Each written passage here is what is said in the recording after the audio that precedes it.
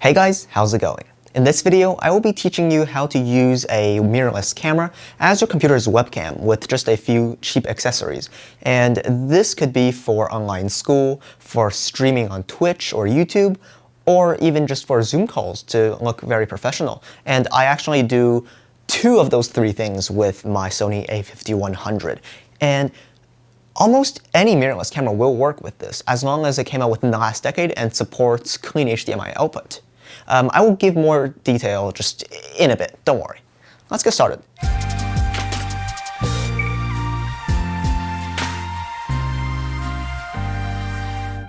If you just want to know how to set this up, you can skip forward to this time on the screen. But before we actually get there, I want to tell you why you would do this. Because perhaps you have a mirrorless camera like the Canon EOS M50, or say you have the Sony a5100, the Sony a6100, 6300, or other mirrorless cameras, and these are tiny. So you can just mount them on your computer bezel and use that as an incredible webcam. There has been people in real life asking me how I have such great video quality during FaceTime calls and during Google Meets for online school, and they want to know which webcam I'm using. Well, I'm not actually using a webcam. I'm using a Sony mirrorless camera. And it doesn't have to be Sony, by the way. So I want to tell more people about this because apparently people don't know you could do this with your cameras. And I know there has been people talking about this even 2-3 years ago, but it's just because Canada has gone back into lockdown and a lot of people in real life has been asking me. So here's how to do it. To set this up, you will need some way of mounting your camera onto your monitor screens. And there's two ways I can think of. One is that most monitors have a stand on top. And before, I just bought a $20 GoPro mounting kit, which comes with the 1/4-inch thread. And you can just mount your camera onto the monitor stand. But that means your camera height is limited to the height of your monitors, and some monitors don't support this feature even.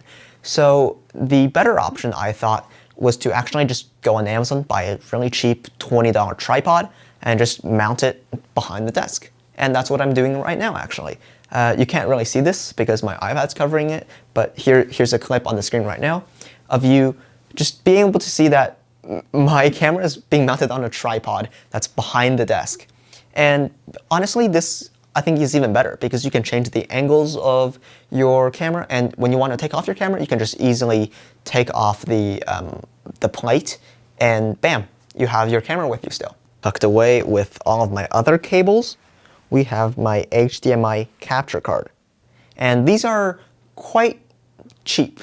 On Amazon, you can buy a 1080p at 30 FPS, one like the one I'm using for about $20 to $25. These are really quite cheap. But there are better ones like those that support 1080 at 60 or even 4K at 30, which go about $100 to $300. It really depends on what you're doing. If you're just going to stream at 30 FPS and it's going to be put at a really small corner, you probably don't need those that are a little more expensive.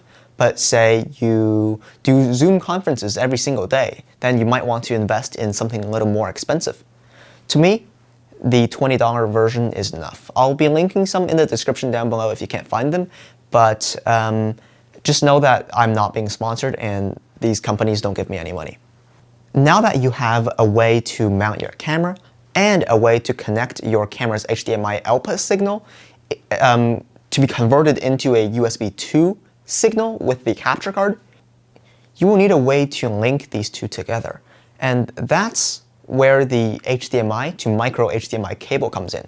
I would recommend you get a cable that's about 1 meter long, and that will cost you around $12 or maybe a little less if you go with some lesser quality ones. But I think, hey, it's just a few more dollars. I would recommend you go with one that's a little more premium that won't probably break in your camera's HDMI port. Basically, any mirrorless camera that came out in the last decade or so has a micro HDMI port. And your capture card will have a full-size HDMI port. So if you get a male-to-male full size to micro cable that will allow you to connect your camera to your computer with no issues. And I recommend the length of 1 meter just because sometimes you have to move your camera around just a little, and 1 meter cables give you a bit of a wiggle room. Here's 2 bonus things you might want to consider. One is the lens you use on your mirrorless camera. For me, on my Sony a5100, I'm using the 16-55 kit lens that came with the camera. And the camera's about 6 years old, or 7 years old, yeah. So you don't need something new. Of course, I'll be showing you how it looks in just a bit, so don't worry. The lens I'm using on this camera that I'm recording this video with is the Viltrox 23mm f1.4, and that's why you get this nice bokeh behind me and kind of a wide angle approach. The focal length, it really just depends on how far away you sit from your desk. If you sit close to your desk, I would recommend something that's like 16 or 23, 24 millimeters. If you sit farther away, I would recommend something that's 35 to maybe 50 millimeters. Or if you have a camera already, like the Canon M50, you might want to use any lenses you have and just put the camera at the correct distance away from you. And lastly, you want to consider the HDMI output functions of your mirrorless camera. I know some cameras allow you to simply plug in a USB cable into your computer and into the camera, but that really gives subpar quality, and the colors isn't that good in my opinion. And also some older cameras might not have the feature of clean HDMI output. And this is really unfortunate because you tend to want clean HDMI because clean HDMI output simply means it's outputting exactly what the sensor's capturing and nothing more.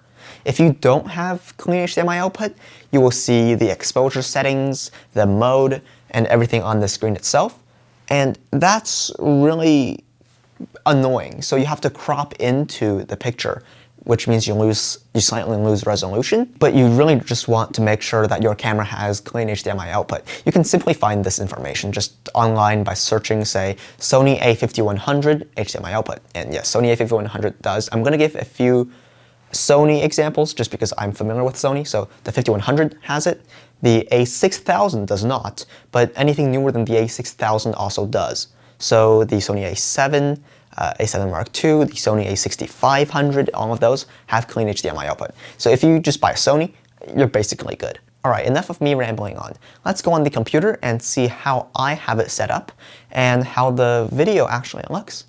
Okay, now that we have the camera all mounted, connected, and set up, we can get started on our computer. I know I look a bit odd and not like myself with these sunglasses, but that's because I can't see the screen with my other polarized ones.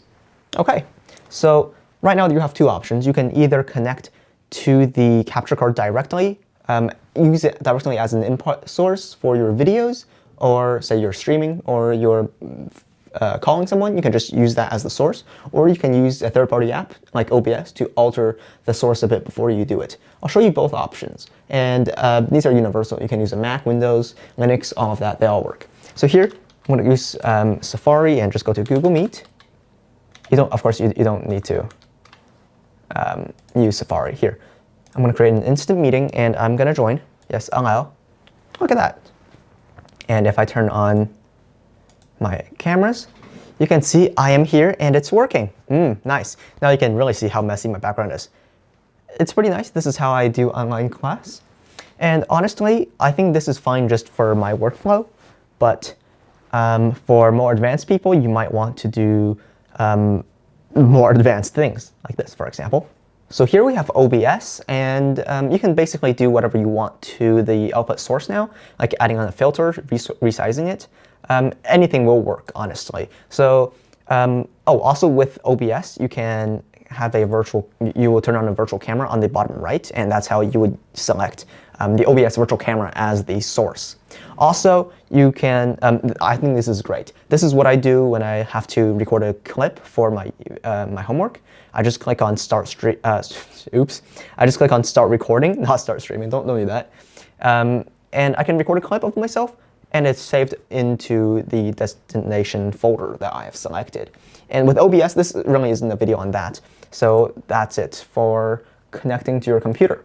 Okay, so right now I am actually recording this through OBS on my Sony a5100. My other camera is in the background still rolling just to make sure that if this audio cuts out, you will still be able to hear me.